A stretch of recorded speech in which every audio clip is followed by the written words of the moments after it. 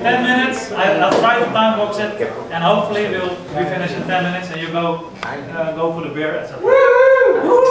Okay. What I'm going to talk about is reflection-like behavior in GWT. If I understood it correctly, all of you, most of you, are with programmers, or Java programmers at least. So, why did we do it? Actually, I'm doing GWT for almost 4 years now, since 1.3. It's been a while. And the reason why we did that is we wanted to create a generic UI engine. Mind the word UI engine. Because if you use an engine, you need abstract behavior is required in your application because you want to do things dynamically. Yeah? So the situation was as follows.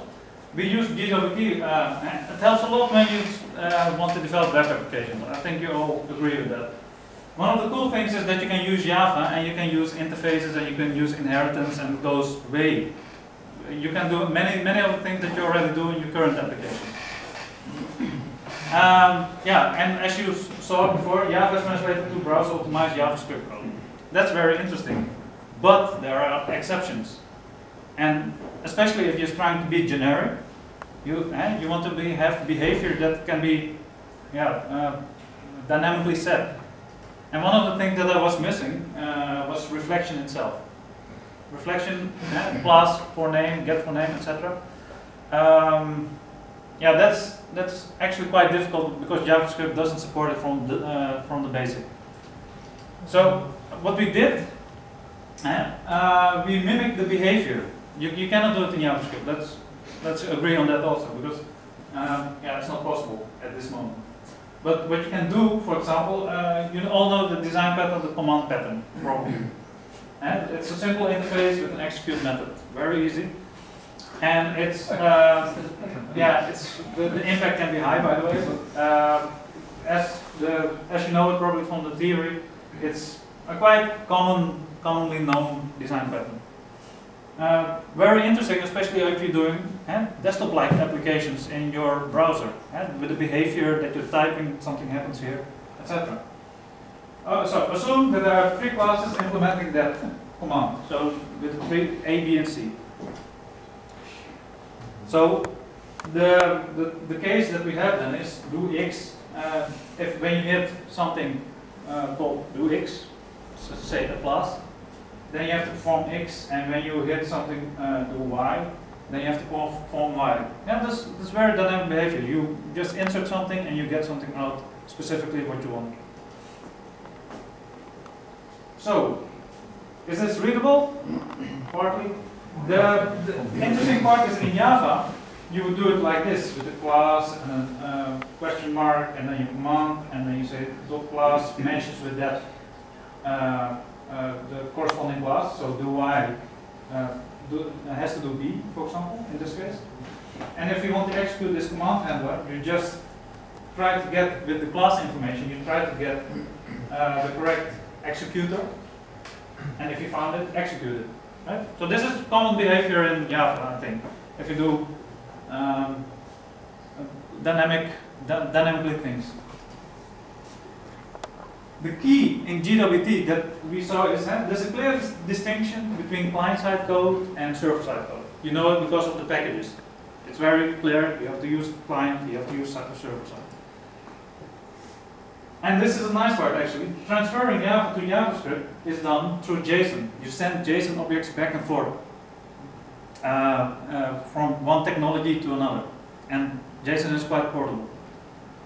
The nicest result that you get from that is that you control the code that's transferred. Yeah, so you make sure. Normally you would say, okay, if I have to implement the get class or whatever, I have to implement an interface in Java because the root object you cannot extend. However, you can extend it, but you cannot change it. The nice part is when you start doing this kind of stuff, on this, you can create a root object and you make sure that you have all the methods in there. So that you can make abstract behavior possible. So what we did is we said we have an interface that is a class mimic, and it has a method called class string and it returns a string. Get class name and returns a string. So if you make sure that all the classes do implement that, that interface, you can call get class name on that. Not get class, because then the GWT compiler starts choking. But this is something you do on the client-side packages. The result is that you get a slightly different command handler. And what you get is in fact not the class anymore, but you put a string in here, or you can do it more efficient with your UIDs or whatever. And in the end, you can do the same behavior that you had before, but based on another attribute. And since you have control of this class, and since you control all the objects that you send back and forth between JavaScript and Java, you can do this. You can go quite abstract. And we needed this, and I'm going to show you in a moment why. Because we know, for example, that HTML5 is one of the biggest things. Google is pushing it, Apple is pushing it, Microsoft Summer is pushing it. But the thing is, somebody's joking already. But the thing is, we also have plugin technologies in the market. Silverlight, Flex, JavaFX. I don't want to say anything about this, but Adobe is on at least the Flash plugin is on 90% of the PCs of computers to be found. So the case that we had is the following. But why we needed this abstract behavior and why we needed this dynamic behavior is because of the following. I'm going to show you. Okay, check this. What you see here is a web page, fully written in GWT, and it contains several applications. And I think most of you know this application, and hopefully I have still connection. Yeah. So what it does is, you know the velocity news, right? And if not, you will know it this year. But at least this is an application that is actually written in a markup language that we wrote. It's called Camel, and it allows you to create on-the-fly applications. So, for example, I have here a sample application. So what we did is we created a new markup for a decorative UI. Remember, we are doing this for almost 3 years now.